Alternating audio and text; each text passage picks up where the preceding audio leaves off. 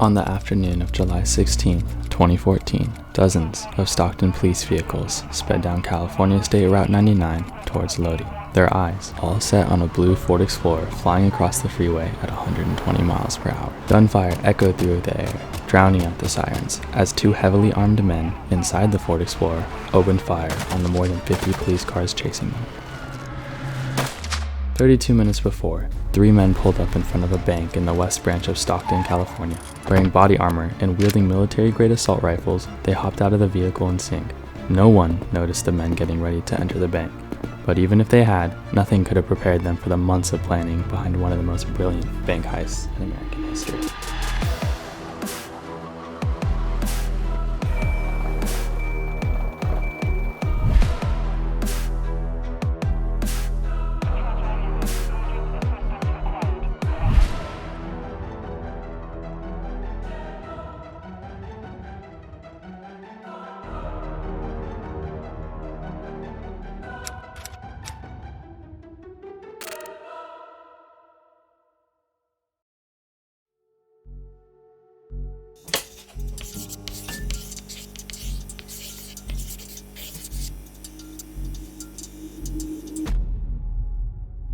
The men behind the heist weren't just criminals. They were soldiers of a gang that ruled the Central Valley. Gilbert Renteria Jr., Jaime Ramos, Alex Martinez, and Pablo Rubalcaba were all tied to the ruthless Norteños, a gang known for bloodshed, drug trafficking, and street control. Gilbert Renteria Jr. was the oldest and the leader of the group. Renteria was known within the gang as an enforcer. Also, he wasn't afraid to commit violent acts in order to maintain gang control. He had an impressive criminal record, filled with illegal weapons charges and brutal assaults in things you would just never imagine. Jaime Ramos was the youngest of the group. He was just 19 years old, but already neck-deep in gang life, with a record full of weapons violations and gang-related crimes. The crew's firepower came from Alex Martinez, the designated gunman. He had extensive experience with semi- and fully automatic rifles, a skill that would prove critical during the heist. The last member, Pablo Rubalcaba, was deeply connected to the Norteños like the others. He kept a low profile, but he was an expert behind the wheel and knew the city's streets like the back of his hand. 5 months before their infamous bank robbery, 2 of the suspects, Gilbert Renteria and Alex Martinez, stepped out of their vehicle in plain clothes and fake facial hair in front of the same bank they were going to rob 5 months later. They weren't planning to make headlines. This was a smaller mission with one purpose: test the waters. Armed with handguns, they walked inside and demanded money from the vault. The bank teller had no choice but to comply quickly. The exact amount stolen has never been made public, but it likely wasn't a large amount. The men were just looking to get in and out as fast as possible. After grabbing the money, they stole a bank employee's car and vanished without a trace. The entire robbery just took a few minutes. While the motive behind the first hit remains unclear, many believe it was a test run meant to study the bank's layout, analyze the staff's reactions, and lay the groundwork for something much bigger 5 months later.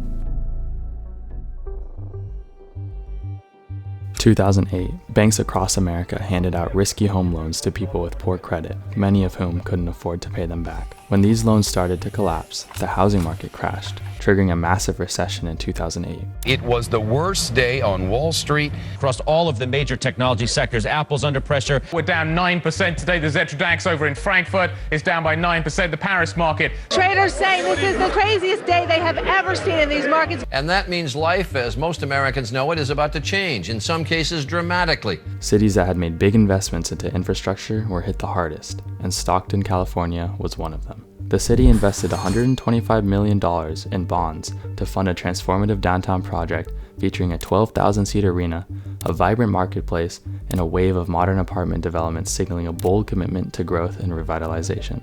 But after the crash, home values dropped by over 50%, wiping out projected tax revenues and leaving those investments practically worthless. By 2012, Stockton was forced to declare bankruptcy.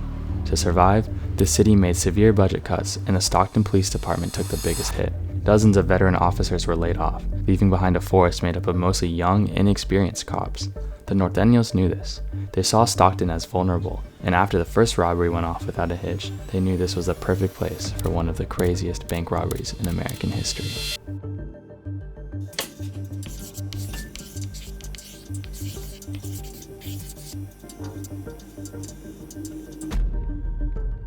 As a side note, if you like our animations, please consider liking and subscribing.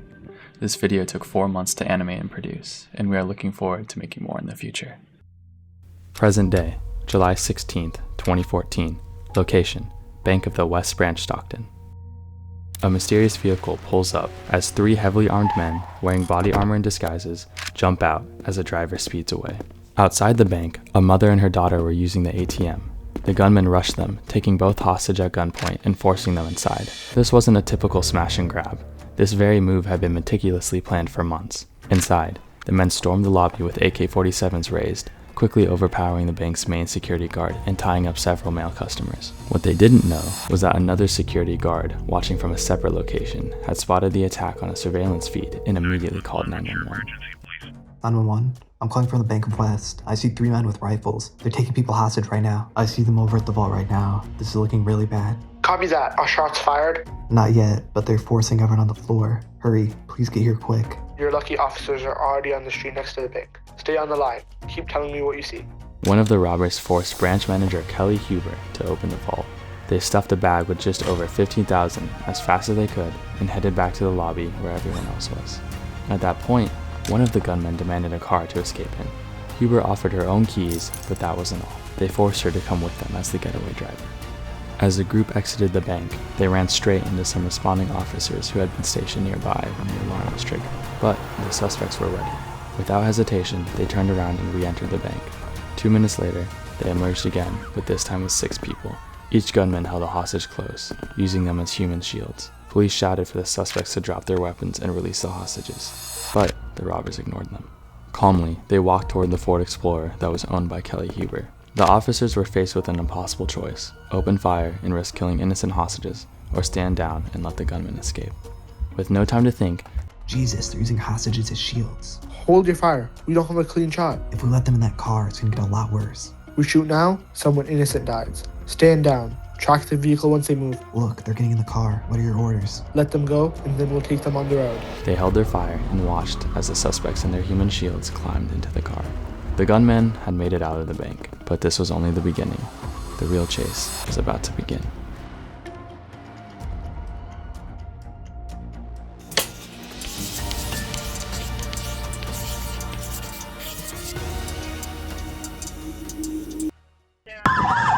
In Stockton, California, a bank heist straight out of the movies that led to this deadly chase through city streets and neighborhoods at speeds of up to 100 miles an hour.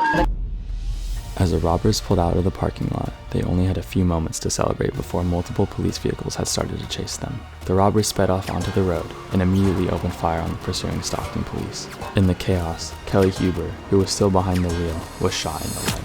Unable to continue driving, she slumped over, and one of the gunmen shoved her out of the car and took the wheel himself. Although Kelly Huber had suffered a gunshot wound and been thrown out of the car, she has widely been considered to be the luckiest of the 3 hostages. Gunfire continued to be exchanged from the backseat of the Ford Explorer, which forced police officers to fight back. During the exchange, the back window of the Explorer was shot open by a bullet. One of the men in the backseat then mounted a machine gun and began unloading on the patrol cars behind him. His aim was precise. Several bullets struck police tires, which disabled multiple units. The suspects made it onto the freeway and floored it. At the height of the chase, the Ford Explorer hit speeds of 120 miles per hour. They weaved between lanes, blew past exits, and made rapid turns in an effort to lose the more than 50 police vehicles now tailing them. Leading the pack was a heavily armored SWAT vehicle known as the Bearcat, a bullet-resistant, tank-like truck designed to transport officers safely through active gunfire. Recognizing the threat, the robbers focused their fire on it, shooting at its tires, trying to stop the most dangerous piece of equipment the police had. For the moment, the Bearcat held its ground, but the tires were starting to suffer. Then, the suspects made a move no one expected. They turned around. In a sudden shift, the Ford Explorer looped back toward the very bank they had robbed 40 minutes earlier, hoping to catch officers off guard and create an ambush at the original crime scene. But the police weren't fooled. A second gun battle erupted as the robbers got closer to the Stockton bank.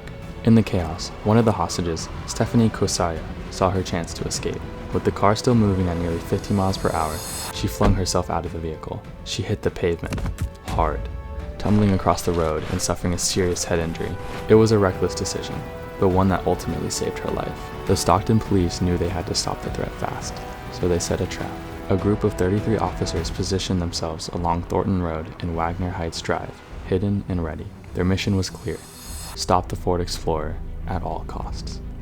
At 3:17, the moment arrived. The Ford Explorer appeared in the distance, speeding straight towards the trap. The officers opened fire, shredding the tires and blasting the engine. The SUV lost control, fishtailing across the road before coming to a stop. Then, in a matter of seconds, Stockton police chose to unleash more than 600 rounds into the vehicle.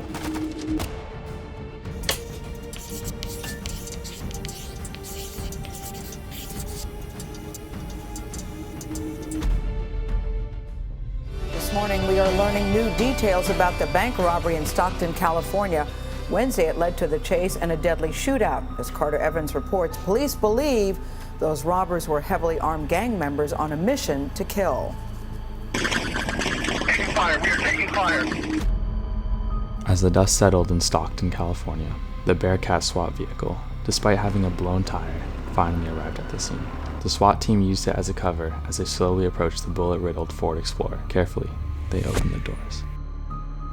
Counted over 50 different police vehicles showing up. Then the gunfire started about a minute later, and that was like Chinese New Year, just firecrackers going crazy. 14 police vehicles were struck by gunfire, disabling many of our patrol cars, even disabling our armored vehicle. Inside, Gilbert Renteria and Alex Martinez were both dead, killed in the hail of police gunfire. But what shocked officers most was the sight of the final hostage, Misty Holt Singh. She lay on the floorboard, already gone, struck by 10 bullets. Beneath her, miraculously alive and completely unharmed, was Jaime Ramos, the third robber. In total, between 900 and 1,100 rounds were exchanged during the pursuit and final shootout. 14 police vehicles were hit or disabled by gunfire. All 33 officers who fired their weapons were placed on administrative leave. Out of the 6 people inside the Ford Explorer, 2 of the robbers and 1 hostage were dead. The remaining 2 hostages had suffered serious, life-altering injuries. Misty Holt Singh was a customer inside the bank when the robbery began. Her 12-year-old daughter was waiting in the car. She texted her dad when her mother became a hostage. She was crying and she said, "Dad, the bank got robbed. She was inside. They took Mom." And I go, "Are you okay?" She goes, "Yeah, I'm with the police. But I have to get off the phone. They're going to call you back. Just come." This became one of the most controversial and thought-provoking bank heists in modern history, raising difficult questions that still have not been answered. Could police have saved all 3 hostages? Should they have acted sooner, before the suspects escaped the bank? Did the city's decision to slash police funding help create the perfect conditions for a disaster? To this day, there are no clear answers, but what we do know is this. The 2014 Stockton bank robbery was one of the most chaotic, violent, and unforgettable heists in American history. A crime that involved over 50 police vehicles, hundreds of bullets, and lives that would never be the same again.